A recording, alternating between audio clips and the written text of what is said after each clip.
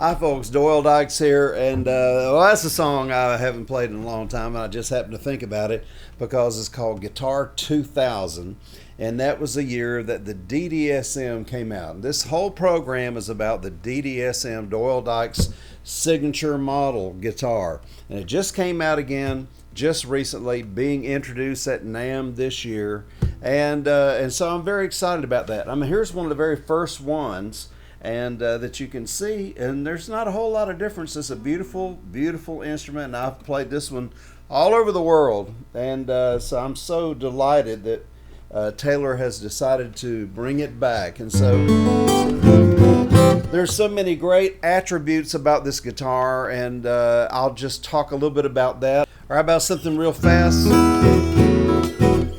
The one thing about the DDSM, it is so responsive. I mean, it's just very, very quick.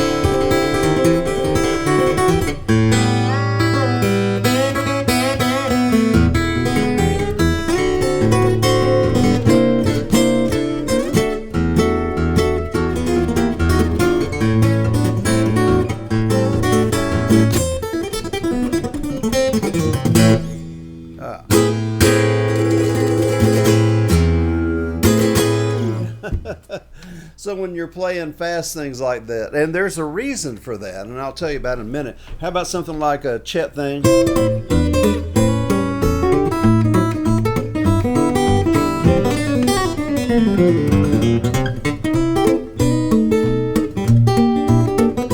Martha's Kitchen. I wrote it for my mom.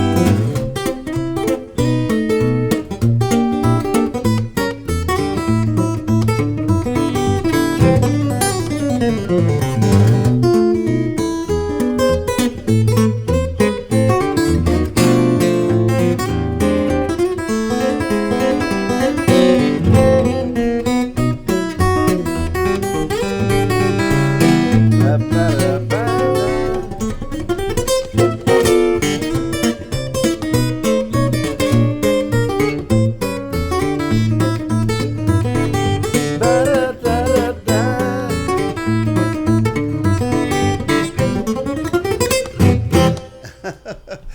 so it's very, very quick to respond.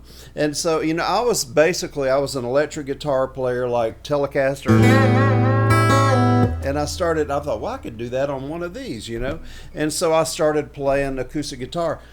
I'd never done that on a guitar until I started playing a Taylor guitar, and I met Bob Taylor many years ago, and it changed my life. I remember the first Taylor when I got it home. It was just in a house not far from where we are right now. And I told my wife, she was doing the wash, I said, I found the guitar. And of course she said, oh, good, honey, I'm so glad. I said, no, you don't understand. I had tears. I got tears in my eyes. I said, this is going to change our lives. And it did. It absolutely did. And because, there's so many things you can do on a guitar like this. Because first of all, an acoustic guitar is more percussive, and it has more dynamics. And I love electric guitars. I have a Tele here, I have a Les Paul over here, I have all kinds. I have a Gretsch, I have all these guitars here. And but for stage, when I walk out on stage, this is the best guitar that I've ever found that fit me the very, very best, and that's no exaggeration. And the reason for that is the response of the guitar. And one thing, in the very beginning, we decided to go maple. And I remember they said, well, Doyle, you sound better you tend to like the 600 series, maple guitars. And I did. I said, well, there's something about it. It reminded me, I was going to get a picture of my old L5, but I have a picture of me with Scotty Moore that used to play with Elvis, and he's playing my old L5, and I had a Florentine cut. And so when they came up with the idea, they said, well, it's time for you to have your own signature guitar. For one thing, I couldn't believe it. It wasn't even in my thought process or my wheelhouse, or I'd never even dreamed. And you're probably thinking, well, I've never even heard of you. How could you have a signature guitar? Well, I probably haven't heard of you either, so let's just be friends. And I can just say I'm blessed and I'm so thankful for it. But I said, well, I'd like to have a Florentine cutaway, just like my old L5 Gibson. And I got it when I was in high school. And it was a blonde L5. And it had a maple neck. And I said, there's something about that that I've always liked. It's very responsive for electric guitar playing, and that's what this is about. This for stage, And so we actually, I was playing the 600 series, the 614, and I had a 612, a 614. The 612 was a grand concert. The 614 was a little bigger, which is the size of this. And so we started off with a hexaphonic pickup system. Bob had asked me, Bob Taylor, said, would you help me with an idea of a hexaphonic system? And the only guy that'll help us out with it and work with us is Lloyd Baggs. And so I worked with Lloyd. I flew across the country, coast to coast. I can't tell you how many times working on that pickup system and also on this guitar. I think we worked almost 3 years on this guitar. And so we found out that it really responded great to the maple. But also I came home, I flew home from one of my trips out west, and I had to play at the school for some friends of ours that was a next door neighbor. She was a teacher, and she asked if I would go over and play at their elementary school. And my daughter was with me, and I borrowed her guitar, and I think I left my stuff in California. And she had a 612. She had a grand concert. And I was playing that guitar and thinking, man, this thing is so responsive. And so I went back, I said, let's switch over to a grand concert. So we put the hexaphonic system in a grand concert. And there was something I just loved about it and something I still missed about the 614.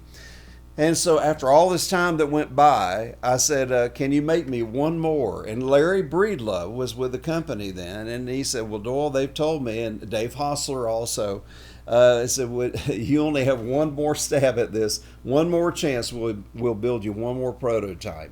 And I said, well, make it the size this way, the 16-inch of the grand auditorium, but the depth of the grand concert. Now, this is the old grand concert. They've changed them through the years. So this is thinner. And I asked Larry Breedlove, I said, does it make sense that a thinner guitar like that, you can feel it. It's not something I even hear as much as what I'm feeling. And he said, "Oh, definitely." He said it's like a speaker box. And Lloyd Baggs even said this: the acoustic guitar is like a speaker box, and the sound bounces off the back and out the front. And if it's thinner, it's going to be quicker. And so that's what I like about. And with the things that I do, like Telecaster or the Jerry Reed banjo, it kind of things like that. This guitar just responds so well. Here I am in a different tuning. I'm in D, A, G, D, G, D. Here we go.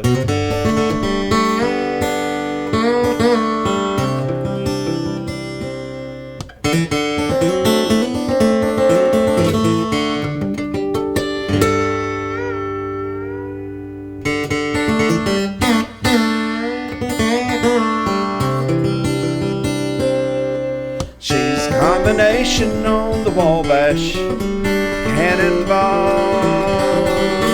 Grand Ole Opry stuff.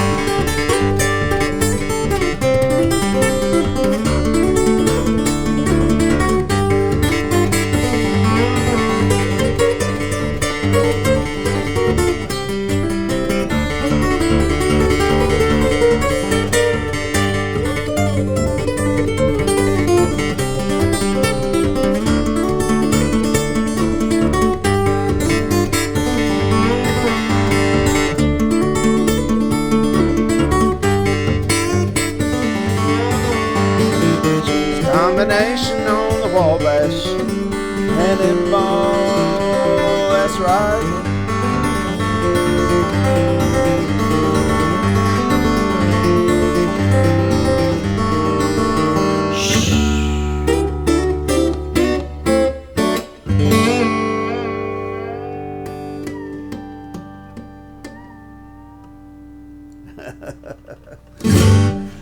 And there you go. Now, I played that many times on the Grand Ole Opry on this guitar, in fact, and I played this one here for years, and I've had other ones like it. Now, it started off, the DDSM, it came out in 2000, and they were black and natural. They were going to be clear black, very similar to what this is. This is another prototype back here, but very similar to that guitar. And I told him, I said, well, can you make some in natural? Because a lot of people like that, like my L5 was, And they said, well, yeah, we can do that, but that's a lot of guitars, I said, well, just make 50 of one, 50 of the other. I said, no, we'll go ahead and, I said, well, I have enough cousins out there to buy these guitars. And sure enough, I mean, it came out at the NAMM show, which was in Los Angeles that year. I'll never forget it. And they sold 450 by the next day, and had to go back and unsell them because it was a limited edition. And so and they were black and natural. They put them back and said, well, we have to unsell these and then go back and we'll put it in the catalog next year. So for years, it was out for about, I think, 10 or 11 years. And so it was in the catalog, out of the catalog, and it just kept selling. So it was really a blessed guitar, I think. And so I'll never forget one day. In fact, we were talking, Bob Taylor. I went over to his church, and he said, I have some swatches here I'd like for you to see. And they were beautiful pieces of wood, just guitar backs. And he said, let's do one in brown. So it was brown sugar. That's what we came up with. So then it was black and natural, then brown sugar. And I have been trying to talk them into doing an orange guitar for years. And it's like, okay, Doyle, get a life. And I said, no, orange would be beautiful. And so it took a while. So I talked him into doing something that was a little bit different. I said, well, why don't you call it the Desert Orange? And or the Desert Rose rather. And so here's a book. This came out. This one's actually written in German, but it was a beautiful guitar. And so you can see the rose here is a little different on this guitar. And then of course the guitar, it was a first orange guitar, and it was a long scale. And it also had an inlay here at the 12th fret. Isn't that beautiful? And so what a great instrument. I'm just so blessed to have this guitar. And here it is in black as well. And so they came out with the orange guitar. And so then we had black, and they had natural, brown sugar, and now we had the orange guitar. And around that same time, which was around 2003, I was talking to a good friend of mine, Billy Grammer. I don't know if you remember, I've laid around and played around. This old town too long, gotta travel on. Feels like I gotta travel on. He was a Grand Ole Opry member and a great guitar player, producer, session man for years. Had the Grammer Guitar Company as well. I think Joe Bonamassa, one of his favorite acoustic guitars was a Grammer. Well, I knew Billy Grammer. He got me the job of Grandpa Jones. And so I was talking to him one day, and he says, I said, well, I want to play when I'm in my 70s. And he said, yeah, I get that, Doyle. And I was talking to Leona, he said, Chet Atkins' wife. And she said, Chet was always trying to make his guitars play better. And so that's a great thing. He said, just keep them playing as good as you can. And but I said, well, what about a short scale? He said, now that makes sense. And so when I got to California, I was on my way out there. I remember talking to Bob. We were actually taking a holiday, and we were out on the beach, and I had our family and everything. And I said, what do you think about making a short scale? He said, that's the best reason. He said, I want you playing when you're an old guy. And here I am. And so we'll send you a couple of Frankensons. So they sent me a 24 3/4 and a 25 inch. And I tried them both. I said, well, there are things I like about both, but split it down the middle, and that'll be it. And so he said 24 7/8. He said, I don't think anyone's doing that. And so even today, their short scale guitars are 24 7/8. I mean, they're T5s and their grand concerts and everything. And so we came up with a winner again. And he, in fact, he called me up. He said, do you mind if we put this on our, I believe it was the 30th anniversary grand concert? And I said, what's your company? Yeah, no, have at it. And so it came out on that guitar first, the 30th. And he said, at the NAMM show, we'll put them on your guitar, and we'll change all of those to the shorter scale. And that's what this is, 24 7/8 inch. And so I'll have to say, it just cuts through. And here I am. I mean, there's just some things I found. Here I am playing with an orchestra, and you can see my friend Tom Keene in the back. And it just... And in fact, and here right after that, they took another photo, and here I am, and the orchestra is just sitting there listening to me play solos. And I'll have to say, the reason I showed you that is because this guitar will just fill up a room. Not only is it fast to respond, it has a mid-range sound to it, and a lot of that had to do with this hexaphonic pickup. Now, they don't make this hexaphonic pickup. Hexaphonic, hex meaning 6. As you can see, each string had its own separate pickup. and it also had the preamp on the side of it here. If you can look past my guitar strap. And on this guitar, it doesn't have to have that because the controls are on the inside. And they have come up with a pickup that is as close to this pickup as anything that I've heard. And I'm very excited about it. In fact, I still have some of the original drawings for the Rose and everything. So this guitar has been a part of my life for a long time. I was playing at David Jeremiah's church, which is a big Baptist church. It's called Shadow Mountain Church in El Cajon, and I invited Bob to come, and I didn't even know he was there because there was so much going on. And they had an orchestra, they had all this stuff, and after I had played, I got a text from Bob. He said, "Hey, we're here, let's go eat." And so we had a chance to chat. This was at Christmas this past year. And so 3 weeks later, we were at the NAMM show. And Paul Huber, a good friend of mine, Huber Breeze Music, said, "Hey, Doyle, Bob's looking for you. He wants you to come up and talk about something." And I went up and he said, "What do you say we come out with the Doyle Dykes model, once again, the DDSM. Let's reintroduce it. Come up with something else on the pickup because they don't make that anymore." So as you can see, this is clear. They're here. They don't have any, there's no preamp. And so all the controls are on the inside. And you have... Actually, we have a master volume, and then we have more of a mid-range bump, and then there's another one, the third one, that gives you your highs. It's more of a frequency. It changes the frequency. And the name of the pickup is called the Claria. It's made by Taylor, so every bit of this guitar is made in El Cajon, California, by Taylor Guitars. And so you can get, you know, a really nice, sweet sound.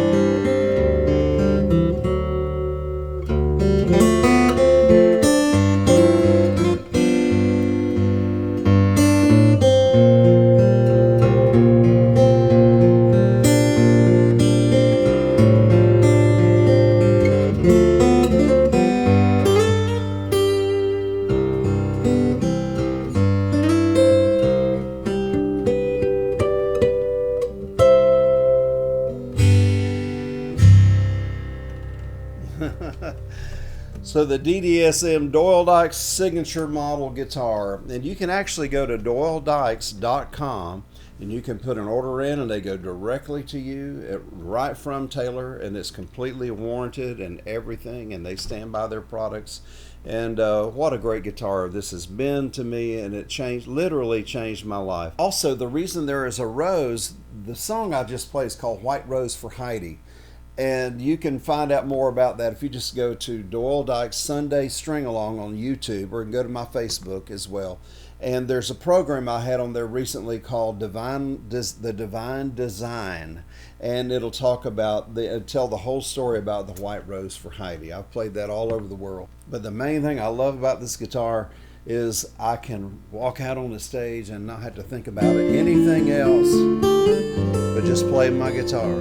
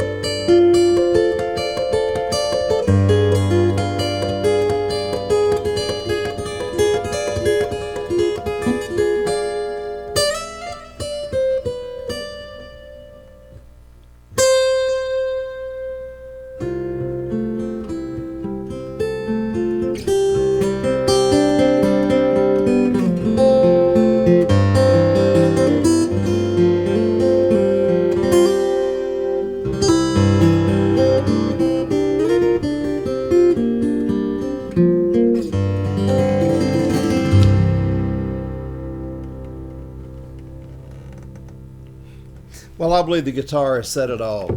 I'm so excited that this is out. Again, thank you so much, Bob Taylor, and all the folks over at Taylor Guitars.